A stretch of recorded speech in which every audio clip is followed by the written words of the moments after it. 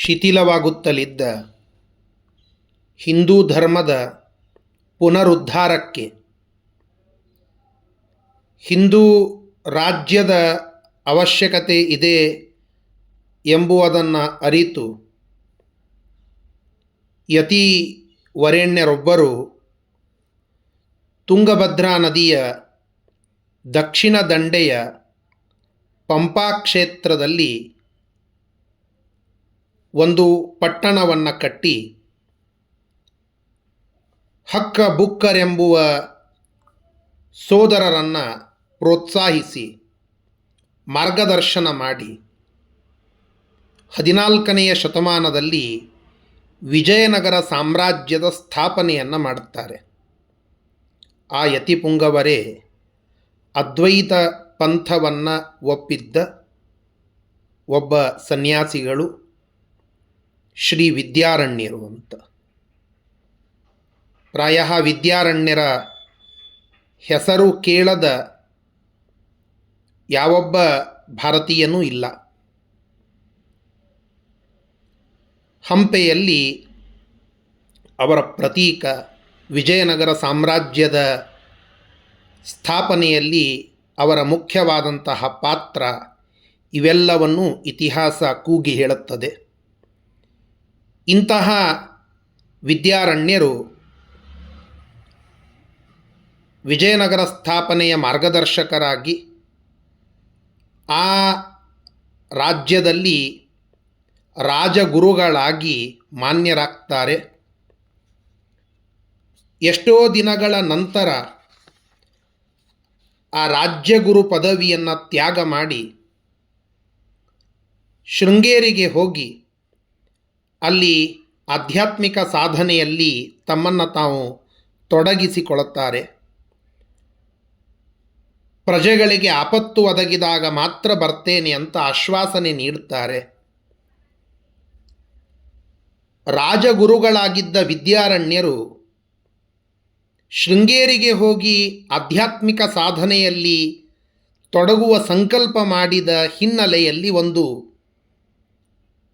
ರೋಚಕವಾದ ಘಟನೆ ಉಂಟು. ಆ ಘಟನೆಯನ್ನು ವಸ್ತುವಾಗಿರಿಸಿಕೊಂಡು ಒಂದು ಖಂಡಕಾವ್ಯ ರಚನೆಯಾಯಿತು. ಅದೇ ಶ್ರೀ ವಿದ್ಯಾರಣ್ಯರು ಎಂಬುವ ಖಂಡಕಾವ್ಯ. 16 ಪ್ರಕರಣಗಳನ್ನು ಹೊಂದಿರುವ ಈ ಒಂದು ಖಂಡಕಾವ್ಯವನ್ನು ರಚನೆ ಮಾಡಿದ್ದು ಸಂಸ್ಕೃತ ಮತ್ತು ಕನ್ನಡ ಉಭಯ ಭಾಷಾ ಕೋವಿದರಾದ ಪಂಡಿತ ಗಲಗಲಿ ಪಂಢರೀನಾಥಾಚಾರ್ಯರು. ಆ ಗಲಗಲಿ ಆಚಾರ್ಯರ ಪುಂಖಾನುಪುಂಖವಾದ ಪ್ರಾಸಪೂರಿತವಾದ ತಮ್ಮದೇ ಆದ ಆ ರಗಳೆಯಲ್ಲಿ, ಆ ಒಂದು ಶೈಲಿಯಲ್ಲಿ ಈ ಕಥನವನ್ನು ಕಾವ್ಯ ರೂಪಕ್ಕೆ ತಂದು ಒದಗಿಸಿದ್ದಾರೆ. ಗಲಗಲಿ ಆಚಾರ್ಯರ ಭಾರಿ ರುಚಿಕಟ್ಟಾದ ಶಬ್ದಗಳ ಹೂರಣ, ಶ್ರೇಷ್ಠವಾದ ಒಂದು ಕಾವ್ಯ ವಿಚಾರ, ಅನೇಕ ಶಬ್ದಗಳ ಸುಂದರ ಜೋಡಣೆ, ಇವುಗಳಿಂದ ಕೂಡಿ ಅದ್ಭುತವಾದ ಅಮೋಘವಾದ ಕೌತುಕದಿಂದ ಕೂಡಿದ ಈ ಒಂದು ವಿದ್ಯಾರಣ್ಯರ ಜೀವನದಲ್ಲಿ ಆದ ಘಟನೆ, ಇದೆಲ್ಲದರ ಒಂದು ರಸಾಯನವೇ ವಿದ್ಯಾರಣ್ಯರು ಎನ್ನುವಂತಹ ಒಂದು ಖಂಡಕಾವ್ಯ. ಅದರ ವಾಚನ, ಕಿಂಚಿತ್ ವ್ಯಾಖ್ಯಾನ ಈ ಸರಣಿಯಲ್ಲಿ ನೀಡಲಾಗ್ತಾ ಇದೆ. ಎಲ್ಲ ಸಹೃದಯರು ರಸಾಸ್ವಾದನೆಯನ್ನು ಮಾಡಬೇಕು. ಈ ವಾಚನ ವ್ಯಾಖ್ಯಾನ ಇದನ್ನು ಈ ಖಂಡಕಾವ್ಯದ ಲೇಖಕರಾದಂತಹ ಪಂಢರೀನಾಥಾಚಾರ್ಯರ ಅಡಿಗಳಲ್ಲಿ ಸಮರ್ಪಣ ಮಾಡಲಾಗ್ತಾ ಇದೆ. ಎಲ್ಲರೂ ಈ ಒಂದು ಖಂಡಕಾವ್ಯವನ್ನು ಕೇಳಬೇಕು. ತಮ್ಮ ಜೊತೆಗಿರುವ ಸಹೃದಯರಿಗೂ ಕೂಡ ಹಂಚಬೇಕು ಅಂತ ವಿನಂತಿ. ತಮ್ಮ ಮುಂದೆ ಈಗ ವಿದ್ಯಾರಣ್ಯರು ಎಂಬುವ ಕಥನ ಕವನ. ವಿದ್ಯಾರಣ್ಯರು ಪ್ರಕರಣ 1. ತುಂಗಾತೀರದಲ್ಲಿ ಯತಿಪುಂಗವರು.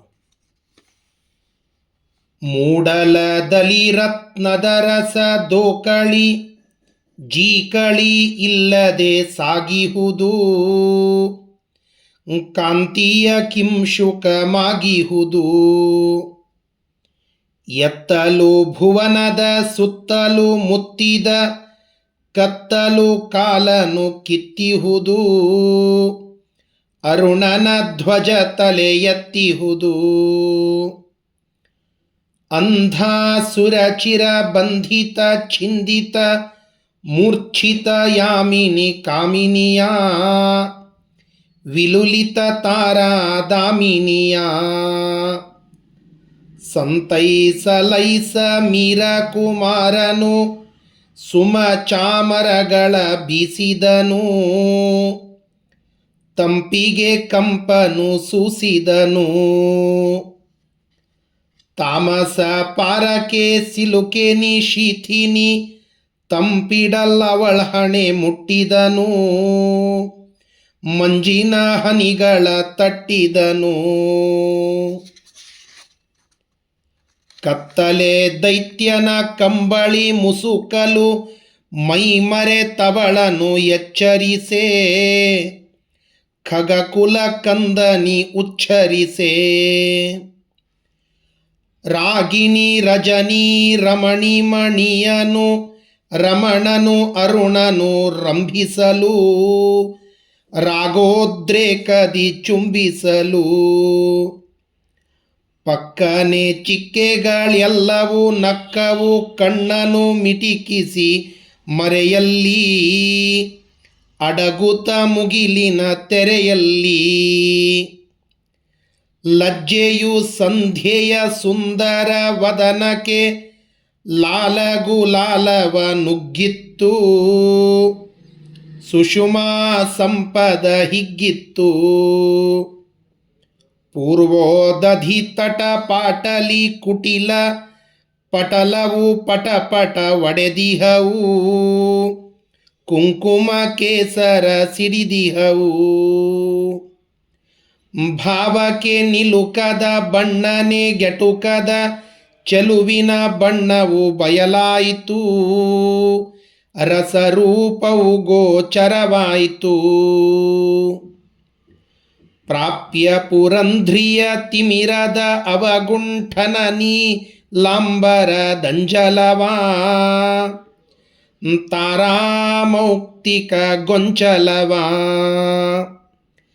ರಾಗರಸಾಯಣ ಸಕರುಣ ಅರುಣನು ಕಿರಣಕರಾಗ್ರದಿ ಓಸರಿಸೆ, ಕುರುಳನು ನೇಹದಿ ನೇವರಿಸೆ. ದಿಗ್ವಧು ಲಲಿತ ಲಲಾಟ ಲಲಾಮದಿ ವಿಲುಲಿತ ಕುಂಕುಮ ಅಗಲಾಯಿತು, ಲಾಲಿಮ ಲಿಂಪಿತ ಮುಗಿಲಾಯಿತು. ಪ್ರಕೃತಿಯ ಮೌನ ಧ್ಯಾನ ಸಮಾಧಿಗೆ ಈಷದ್ಭಂಗವು ಬಾರದೊಲು, ಏಕಾಂತಕ್ಕೆ ಚ್ಯುತಿ ತಾರದೊಲು. ಮಂದಸ್ಪಂದನ ತ್ರಿಭುವನ ಗಂಧನ ಚಂದನ ಮಾರುತ ತೀಡುತ್ತಿದೆ, ಸೌರಭಗಾನವ ಮಾಡುತ್ತಿದೆ. ತುಂಗೆಯ ಸರಿದು ತುಂಗೆಯ ತರಳ ತರಂಗೆಯ ತಡಿಯುತ್ಸಂಗದಲ್ಲಿ, ರಸರುಚಿ ಲೀಲಾ ರಂಗದಲ್ಲಿ. ಬೆಳೆದಿಹ ಬಾಳೆಯ ತೊನೆಯುವ ತಾಳೆಯ ನೇರಿಳೆ ಪೇರಳೆ ಬನಕುಲಕಿ, ತೊರೆತೆರೆಗಳ ನೀರನು ಕಲಕಿ. ಮಲ್ಲಿಗೆ ಮಂಟಪ ಫುಲ್ಲವಿಸುತನವ ಪಲ್ಲವ ರಾಶಿಗೆ ಲಾಸ್ಯವನು, ಕಲಿಸುತ್ತ ಮೊಗ್ಗಿಗೆ ಹಾಸ್ಯವನು.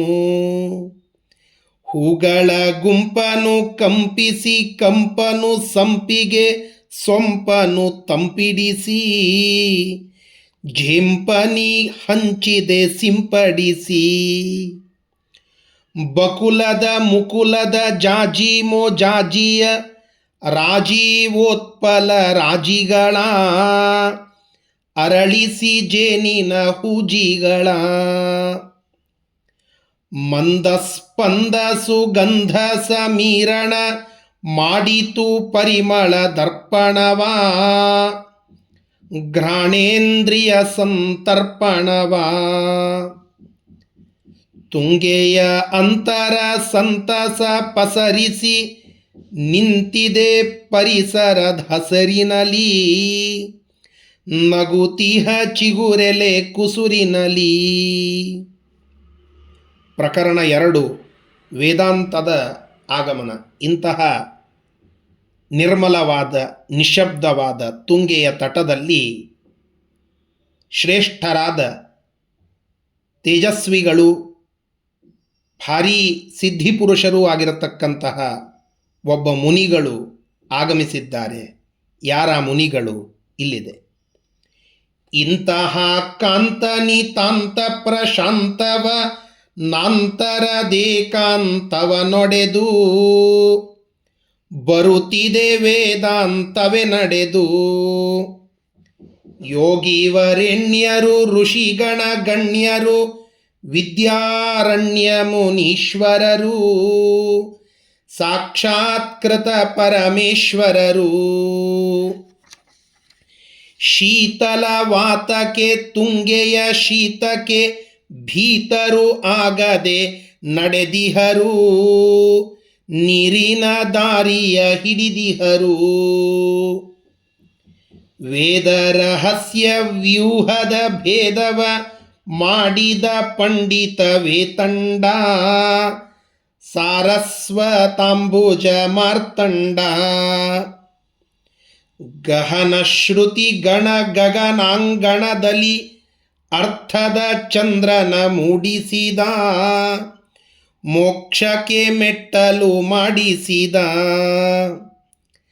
ಪ್ರಾಜ್ಞಜ್ಞಾನ ಹಿರಣ್ಮಯ ಪಾತ್ರಕ್ಕೆ ಹತ್ತಿದ ಮಣ್ಣನು ತೊಳೆದವರು ಬುದ್ಧಿಯ ಕಿಲುಬನು ಕಳೆದವರು ಉಪನಿಷದಡವಿಯ ಉದ್ದಕ್ಕೂ ನಂದನ ಸೌಂದರ ಸೌಗಂಧವ ತೋರಿ ಮಂದಾರದ ಪರಿಮಳ ಬೀರಿ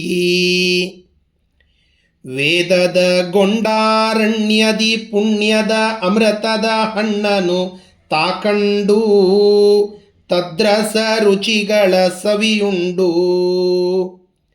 ಆರಸ ಪೂರಕ್ಕೆ ನಿಜವಾಗ್ವೈಖರಿ ಭಾಷ್ಯದ ಕಾಲುವೆ ಕಟ್ಟಿಸಿದ ಮನುಕುಲ ಮಿದುಳಿಗೆ ಮುಟ್ಟಿಸಿದ ಕಲಿಯುಗ ದೈತ್ಯರ ಯವನವ್ರಾತ್ಯರ ಸದ್ದನು ಧೈರ್ಯದಿ ಅಡಗಿಸಿದ ದುರುಳರ ದಳವನೆ ನಡುಗಿಸಿದ ಪುಂಡರ ಪಾಪದ ಪಿಂಡರ ಯವನರ ಭಂಡರ ಕೈಯಲ್ಲಿ ಸಿಕ್ಕಿರುವ ನೆತ್ತರು ಮಣ್ಣನು ಮುಕ್ಕಿರುವ ದೇವ ಬ್ರಾಹ್ಮಣ ಗೋಗಳ ಗೋಳನು ಅಳಿದಿಹ ಕಳೆದಿಹ ಗಂಡುಗಲಿ ಹಾರುವನಾದರೂ ಚಂಡಬಲಿ ನೆಥರಿನ್ ಹೊಳೆಯಲಿ ತಳೆದಿಹ ಸಂಸ್ಕೃತಿ ಸಂಜೀವಿನಿ ಎಳೆ ತಂದವರು ಹನುಮನ ನೆಲದಲ್ಲಿ ನಿಂದವರು ದುರುಳರ ದಾಳಿಯ ದೆವ್ವನ ಗಾಳಿಗೆ ಅಡ್ಡ ಅರಣ್ಯದೊಳಿದ್ದವರು ಭಾರತ ರಿಪುಗಳ ಗೆದ್ದವರು ಅಪರಂಪಾರ ತುರುಷ್ಕರ ಸತ್ವೋತ್ಸಾಹ ಬಲಾರ್ಣವ ಕುಡಿದವರು ಆಗಸ್ತ್ಯ ವ್ರತ ತಾ ಹಿಡಿದವರು ದಿವಿರವಿರಥ ದೃಕ್ ಪಥದಿಂ ಸರಿದಿದೆ ಕತ್ತಲು ದೈತ್ಯರು ತಲೆಯತ್ತೆ ರಾಷ್ಟ್ರವ ಮುತ್ತಲು ಮತ್ತೆ ಮತ್ತೆ ದಂಡಕ ಮಂಡಲು ಸಂಗಡ ಕೈಯಲಿ ಚಂಡ ಕೃಪಾಣವ ಹಿಡಿದವರು ಕ್ಷಾತ್ರದ ಪಥದಲ್ಲಿ ನಡೆದವರು ಓಂಕಾರಕ್ಕೆ ಹುಂಕಾರವ ಕೂಡಿಸಿ ತುರುಕರ ಹುಂಕೃತಿ ಖಂಡಿಸಿದ, ಧರ್ಮದ್ರೋಹಿಯ ದಂಡಿಸಿದ. ಕಳೆದಿಹ ಪಂಪಾ ಕ್ಷೇತ್ರದ ಸಂಪದ ಪೆಂಪನು ಮರು ಸಂಪಾದಿಸಿದ, ಕನ್ನಡ ರಾಜ್ಯವ ಸ್ಥಾಪಿಸಿದ. ಯವನರ ಪನ್ನಗ ಶಾಸನ ಮಧ್ಯದಿ ಕನ್ನಡ ಬಾವುಟ ಹಾರಿಸಿದ, ಗೆಲುವಿನ ಗೋಪುರಕ್ಕೇರಿಸಿದ. ಬ್ರಹ್ಮಕ್ಷತ್ರದ ಸತ್ವ ಪರಾಕ್ರಮ ಸುಂದರ ಸಂಗಮ ತೀರ್ಥದೊಲು, ಬ್ರಾಹ್ಮಣ್ಯದ ನಿಜ ಅರ್ಥದೊಲು. ರಾಜ್ಯವ ಗೆದ್ದರು ರಾಘವ ನೊದ್ದರು, ಭೋಗ ವಿರುದ್ಧರು ಪರಿಶುದ್ಧ. ಇಂತಹ ನಿಸ್ಪೃಹ ಗುರುಸಿದ್ಧ, ರಿಪುಗಳ ಮೆಟ್ಟಿದ ರಾಜ್ಯವ ಕಟ್ಟಿದ ಸಂಪದ ಒಟ್ಟಿದ್ದ ಬಾನುದ್ದ. ಆದರೂ ಬಡವನೆ ತಾನಿದ್ದ, ಮುರುಕಲು ಗುಡಿಸಲು ಹರಕಲು ಚಾಪೆಯು ಬಡಕಲ ದೇಹವೇ ಸಂಪತ್ತು. ಇಂಥವ ಗೆಲ್ಲಿಯ ಆಪತ್ತು. ಅರುಣೋದಯದಲ್ಲಿ ತರುಣರು ನಾಚುವ ತೆರದಲ್ಲಿ ತುಂಗೆಯ ತೀರಕ್ಕೆ, ಧಾವಿಸಿ ಬರುವರು ಸ್ನಾನಕ್ಕೆ. ತೊರೆಯುವ ಥಂಡಿಯು ಜಾರುವ ಬಂಡೆಯು ಮುಳ್ಳಿನ ತೊಂಡಿಗಳಡಿಗಡಿಗೆ, ಬಿದ್ದರು ನಡೆವರು ನದಿ ತಡಿಗೆ. ಕನ್ನಡ ನಾಡಿನ ಪುಣ್ಯವೇ ಹೆಣ್ಣಾದಂತಿಹ ಮುಪ್ಪಿನ ಸನ್ಯಾಸಿ, ದಂಡಕ ಮಂಡಲು ವಿನ್ಯಾಸಿ. ಶೈತ್ಯವೇ ಮರಗೆಟ್ಟು ಒರಗಿದ ತಂಪಿನ ತವರೊಲು ತುಂಗೆಯ ತೀರದಲ್ಲಿ, ಹಿಮ ಹೆಪ್ಪಿಟ್ಟಿಹ ನೀರಿನಲಿ. ಧೀರ ಸಮೀರನು ಗಿಡಗಳಿಗಾತಿರೆ ಕೂತಿರೆ ಕುಂಜದಿ ಚಳಿ ಗಂಜಿ, ಮಂಜಿನ ಗುಂಜಿಗಳೆಳೆ ಹಿಂಜಿ.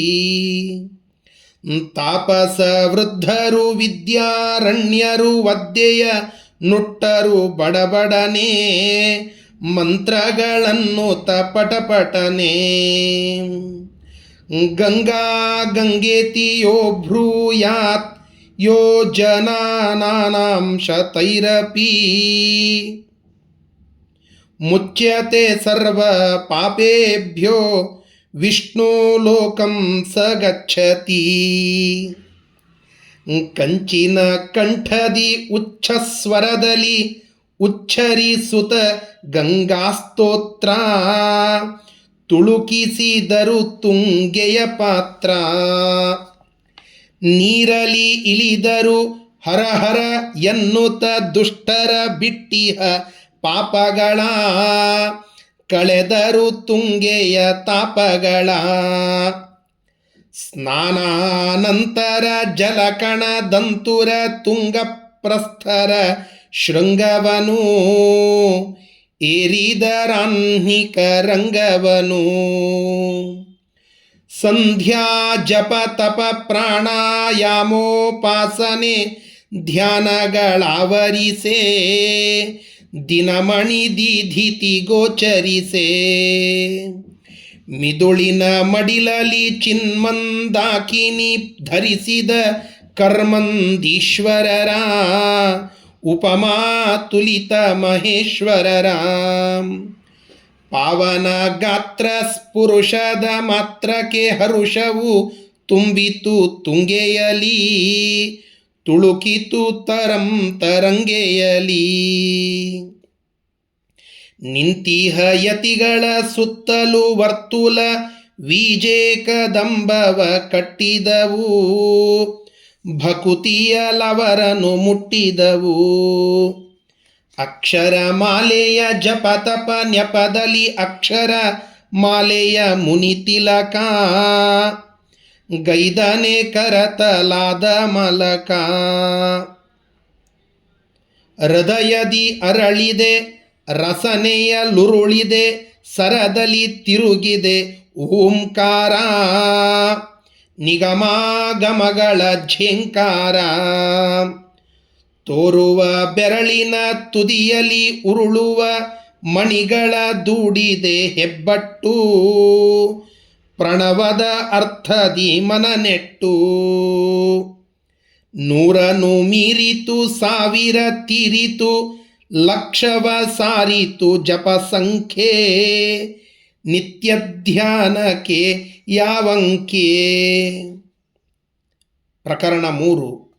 ಈಚಲ ಮರದಲ್ಲಿ ಕಂಡ ಆಶ್ಚರ್ಯ.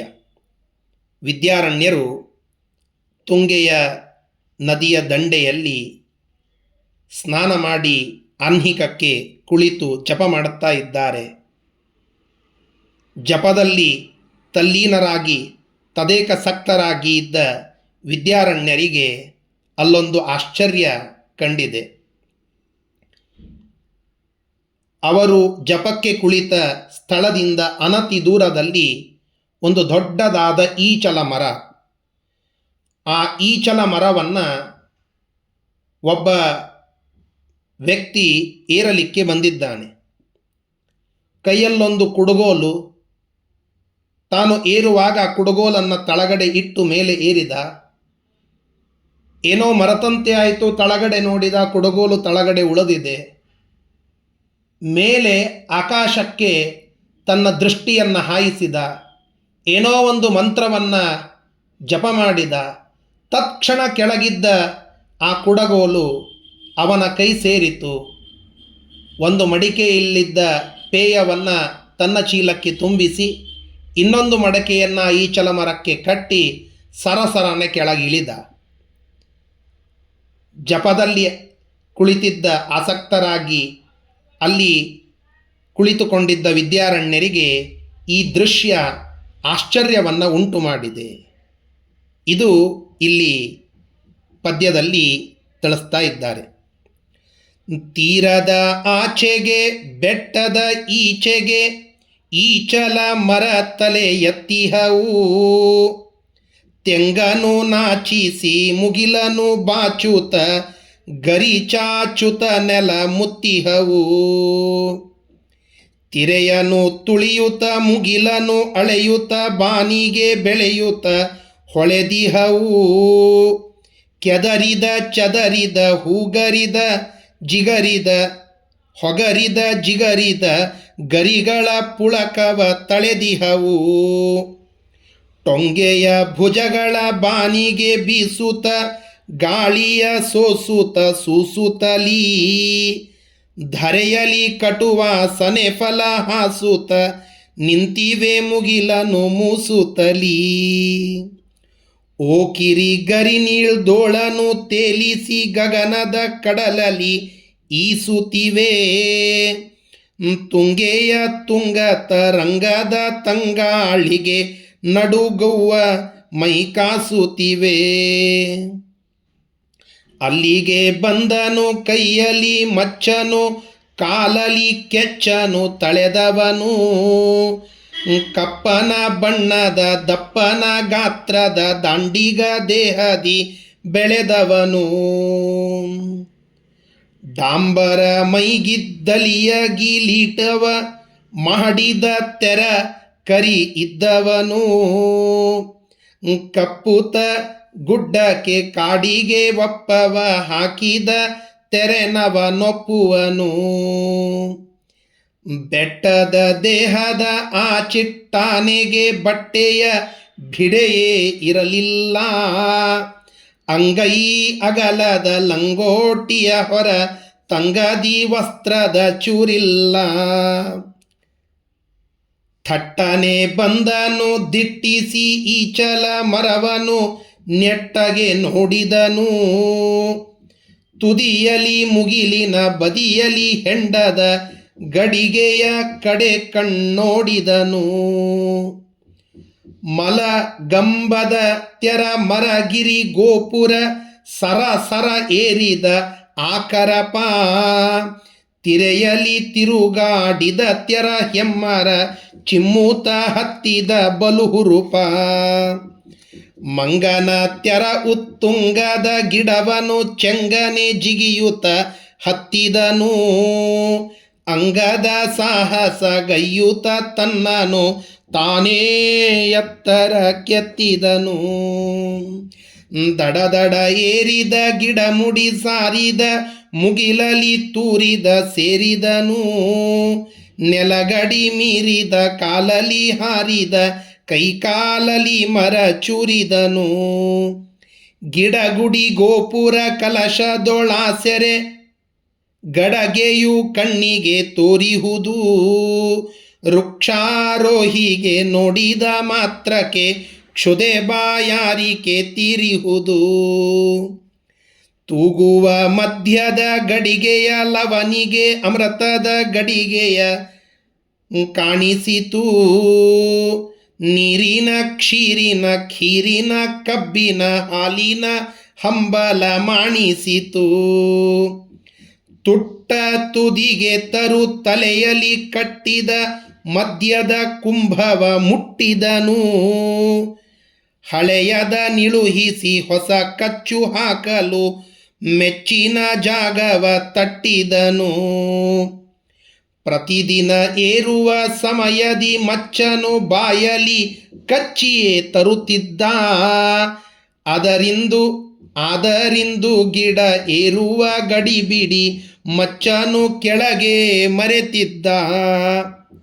ಅರೆಚಣ ಮರಕ್ಕೆ ಆನಿಸಿ ನಿಂತನು ಕುಂತನು ಕಿಂಚಿತ್ ಯೋಜಿಸುತ್ತಾ. ಏನೋ ಮಂತ್ರವ ಪಟಪಟ ಪಠಿಸಿದ ಕೆಳಗಿನ ಮಚ್ಚವ ದೃಷ್ಟಿಸುತ್ತಾ. ಏನಿದು ಅಚ್ಚರಿ, ನೆಲವನು ಕಚ್ಚಿದ ಮಚ್ಚವು ಮಣ್ಣಿನ ನೆಲದಿಂದ ಮೆಲ್ಲಗೆ ಮೇಲಕ್ಕೆ ಏರಿತು ಹಾರಿತು ಸಾರಿತು ತುದಿ ಹಕ್ಕಿಯ ಅಂದ. ಈಚಲ ಮರದೆಡೆ ಆ ಮಚ್ಚು ಬರುತ್ತಲು ನಮಿಸಿದ ಕೈ ಚಾಚುತ ಮರಕ್ಕೆ. ತುಚ್ಛಿತ ದಾಂಡಿಗ ಮಚ್ಚನು ಹಿಡಿದನು ಹೊಸ ಕಚ್ಚನು ಹಾಕಿದ ಮರಕ್ಕೆ. ಮದ್ಯವು ತುಂಬಿದ ಘಟವನು ಇಳಿಸುತ್ತ ಸರಸರ ಬಂದನು ಭೂತಲಕ್ಕೆ. ತುಂಬಿದ ಮದಿರೆಯ ಕುಂಭವ ತಂದನು ಸ್ಪಂದಿಸಿ ನೆಲದಲೆ ಮರ್ಮರತೆ. ತುಂಗೆಯ ತೀರದಿ ತುಂಗ ಪ್ರಸ್ಥರ ಶೃಂಗರಿಸಿದ ಯತಿ ಪುಂಗವರು. ದಂಗಾದರು ಶ್ರೀ ವಿದ್ಯಾರಣ್ಯರು ತಮ್ಮಯ ಅಂಗುಲಿ ಕಚ್ಚಿದರು. ಮದ್ಯದ ಮಡಿಕೆಯ ಮಚ್ಚಿನ ಹಿಡಿಕೆಯ ಕೈಯಲ್ಲಿ ಹಿಡಿದಿಹ ಆಹುಂಬ. ಮನೆಯಡೆ ಹೊರಟನು ಮದ್ಯದ ವಾಸನೆ ಹೊಡೆಯಿತು ಹಿಡಿಯಿತು ಮನ ತುಂಬ. ಈ ಆಶ್ಚರ್ಯವನ್ನು ವಿದ್ಯಾರಣ್ಯರು ನೋಡಿದ್ದಾರೆ. ಮದ್ಯದ ಉದ್ಯೋಗಿಯ ಕಣ್ಣಲ್ಲಿ ವಿದ್ಯಾರಣ್ಯರು ಕಂಡಿದ್ದಾರೆ. ಆ ಮದ್ಯದ ಒಂದು ಕುಂಭವನ್ನು ಮಡಿಕೆಯನ್ನು ಹಿಡಿದುಕೊಂಡು ಹೊರಡುತ್ತಾ ಇದ್ದ ಆ ಒಬ್ಬ ಈಚಲ ಮರವನ್ನು ಹತ್ತಿದಂತಹ ವ್ಯಕ್ತಿಗೆ ಹಾದಿಯಲ್ಲಿ ವಿದ್ಯಾರಣ್ಯರು ಕಂಡರು. ವಿದ್ಯಾರಣ್ಯರು ಅವನನ್ನು ನಿಲ್ಲಿಸಿ ಅವನ ಪೂರ್ವಾಪರವನ್ನು ವಿಚಾರಿಸಿದರು. ಈ ಆಶ್ಚರ್ಯದ ಕುರಿತು ಆ ವ್ಯಕ್ತಿಗೆ ಪ್ರಶ್ನೆ ಮಾಡುತ್ತಾರೆ ವಿದ್ಯಾರಣ್ಯರು. ಆಗ ಆ ಮಂತ್ರದ ವಿಚಾರವನ್ನು ವಿದ್ಯಾರಣ್ಯರಿಗೆ ಅತ್ಯಂತ ವಿಧೇಯನಾಗಿ ವಿನಯದಿಂದ ಆ ವ್ಯಕ್ತಿ ಹೇಳಿದ್ದಾನೆ. ಅದು ಪ್ರಕರಣ 4ರಲ್ಲಿ ಬರ್ತಾ ಇದೆ. ಯತಿಗಳು ಕರೆದರು ಅವನನ್ನು ಮತ್ತು ಕೇಳಿದರು. ಯಾರಯ್ಯ ನೀ ಬೇಗನೆ ಇಲ್ಲಿಗೆ ಬಾರಯ್ಯ ನೀ ಹೇಳಯ್ಯ. ಮಂತ್ರದ ಪಠಣಕ್ಕೆ ತಂತಾನೆ ಈ ಮಚ್ಚು ನಿನ್ ಕೈಗೆ ಬಂದುದು ಹೇಗಯ್ಯ. ಎಂತಹ ದಿವ್ಯವು ನಿನ್ನೀ ಮಂತ್ರವು ನಿಂತಲ್ಲಿಯೇ ಕೊಡತಿಯು ಬಂತು. ಇಂತಹ ಅಮೋಘದ ಮಂತ್ರವು ನಿನ್ನಂತಹ ವನಿಗೆ ಇದು ಸಿದ್ಧಿಸೀತೆಂತು. ಇಂತಿ ಮಂತ್ರದ ಜಾರು ಚಿದಂಬರ ಚಿತ್ರ ರಹಸ್ಯವ ನೀ ತಿಳಿಸು. ನಿನ್ನಯ ಮಂತ್ರವ ನನ್ನೆದುರಿನ್ನೊಮ್ಮೆ ಮೊದಲಿನಂತೆ ನೀ ಪಠಿಸು. ವೈದಿಕ ಮಂತ್ರಗಳೆಲ್ಲವ ನಾ ಬಲ್ಲೆ, ಅತ್ಯದ್ಭುತ ಅವುಗಳ ಶಕ್ತಿ. ಲೌಕಿಕ ಕಾರ್ಯಕ್ಕೆ ಅದರುಪಯೋಗವು ಸಲ್ಲದು ಎಂದಿದೆ ಋಷಿ ಉಕ್ತಿ. ನನಗೆ 100 ವೇದ ಮಂತ್ರಗಳು ಗೊತ್ತು, ಆದರೆ ಅವುಗಳನ್ನು ಲೌಕಿಕ ಕಾರ್ಯಕ್ಕೆ ಉಪಯೋಗ ಮಾಡುವಂತಿಲ್ಲ ಅಂತ ಋಷಿಗಳ ಮಾತುಂಟು. ಅದಕ್ಕಾಗಿ ಈ ಮಂತ್ರವನ್ನು ಹೇಳು ಯಾವುದು ಅಂತ. ಋಷಿ ಮುನಿ ಕಂಡಿಹ ಉತ್ತಮ ಮಂತ್ರವ ಸಾಮಾನ್ಯ ಕಾರ್ಯಕ್ಕೆ ಉಪಯೋಗ ಮಾಡಲು ವ್ಯರ್ಥವು ಮೇಲ್ತಪ ಹ್ರಾಸವು ಏಕೆ ನಿರರ್ಥಕ ಆಯಾಸ. ಅಂತಹ ಲೌಕಿಕ ಕಾರ್ಯಕ್ಕೆ ಇಂತಹ ನಿನ್ಮಂತ್ರಗಳದೇ ಉಪಯೋಗ. ಆದಿ ತದರಿಂದ ನೀ ಬಂದು ಅರಸಗೆ ಮಿಕ್ಕವರಿಗೂ ಕಲಿಸದು ಬೇಗ. ಆಗ ದಾಂಢಿಗ ಸೋಜಿಗ ಭಟ್ಟನು ಮನದಲ್ಲಿ ಹಿರಿ ಹಿಗ್ಗಿದನು. ನಿಮಗೆ ತಕೆ ಈ ಪಾಮರ ಮಂತ್ರವು ಎನ್ನುತ್ತ ಪಾದಕ್ಕೆ ಬಗ್ಗಿದನು. ಗುರುಗಳೇ ತಾವು ಗುರುತ್ವಾಕರ್ಷಣ ಕೇಂದ್ರರು, ಗುಣಸಾಂದ್ರರು, ಪೂಜ್ಯರು. ನನ್ನ ಲಘುತ್ವಾಕರ್ಷಣ ವಿದ್ಯೆಯು ಕ್ಷುಲ್ಲಕ ತಮ ಗದು ತ್ಯಾಜ್ಯ. ಸ್ಪುರುಷದ ಮಣಿ ನೀವು ನಿಮ್ಮಯ ಸ್ಪರುಶದಿ ಎಷ್ಟೋ ಕಲ್ಲಾದವು ಚಿನ್ನ. ಮುಟ್ಟಿದ ಮಾತ್ರಕ್ಕೆ ಮಣ್ಣನು ಚಿನ್ನವ ಮಾಡುವ ತಾವು ಕ್ಷಿತಿತಲರನ್ನ.